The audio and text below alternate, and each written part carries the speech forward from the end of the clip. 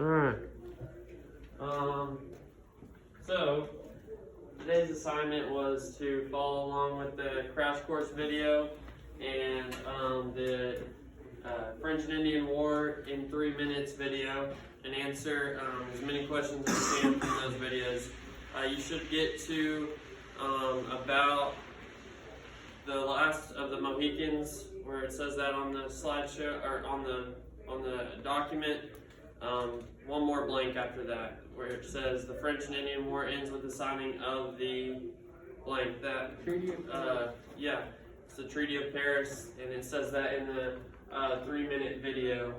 And then you guys can just stop there, and we'll pick up on that tomorrow, the next blank, so you guys can just save your document, exit out of it. We'll submit and finish that document tomorrow.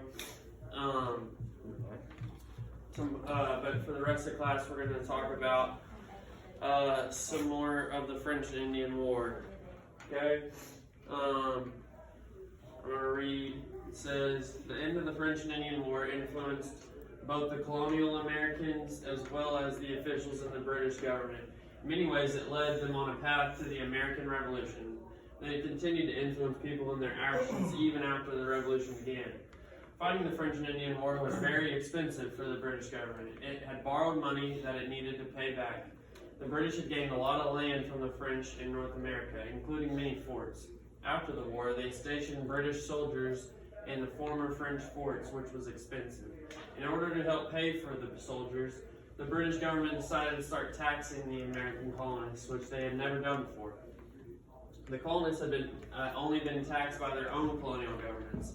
The first taxes were the Sugar Act of 1763 and the Stamp Act of 1764. The Americans didn't think the taxes were fair because they had no elected representatives in the British government.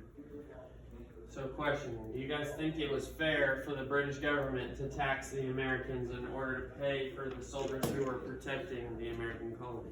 Well, I think it's kind of half and half. I think they should have taxed them, but maybe not just as much. Okay. And because the fact that they protected them in the war. Yeah, I think they would. But at the same time, they shouldn't tax them at the wrong. Okay. Yes. The answer is no, because the American colonists could have protected themselves, and they proved it in the American Revolution by beating the people who were mostly not even trained, even in the army, and beat one of the best armies in the world. Huh? So the issue here is, who borrowed the money for the war? That one guy William Pitt, right? Yeah. What country is he from? What? Yeah, he's from England, right? So the British, they borrowed all this money, and they're going to tax the colonies for it. And the colonies, did they have a say? Did they have a representative? No, that was their problem. They didn't even have a representative in the British government to have a vote, or to vote for how much they should be taxed, or when they should be taxed, or why they should be taxed. They didn't get their say in it at all. And if you didn't, what if they didn't pay? Did they go to jail? Yeah, they went to jail. That's messed up. Oh, well, if you don't pay your taxes and stuff, then Bro, they should have enough money to make it. It costs money to The make American colonists protested the taxes, and the British government did away with them. However, the British government thought it had the power to tax the colonists, so they voted for another tax. After the American colonists protested, they did away with that one too. This went on for about 10 years. When some Massachusetts colonists dumped chests of tea into the harbor to protest the tax on tea, the British government became angry. They decided to punish the colony. Among other things, they closed the port of Boston and took away much of Massachusetts' power to govern itself. Many American colonists were upset by this. They didn't think the British government had the right to do these things. 12 of the colonies decided to send representatives to a meeting of the First Continental Congress in the fall of 1774 so that they could coordinate their opposition to the British government's actions. Most of the time, the colonies acted independently. Things were changing. During the French and Indian War, the American colonists had acted together under the command of the British military to fight the American Indians and the French. Now, the colonists were coming together to protest how the British government was treating them. Okay? So, what's going on? Someone explain. Wow. They're like, the government trying to tax them to pay for, The the tea. Very good. They're taxing them to pay for their war. And how are the colonists responding?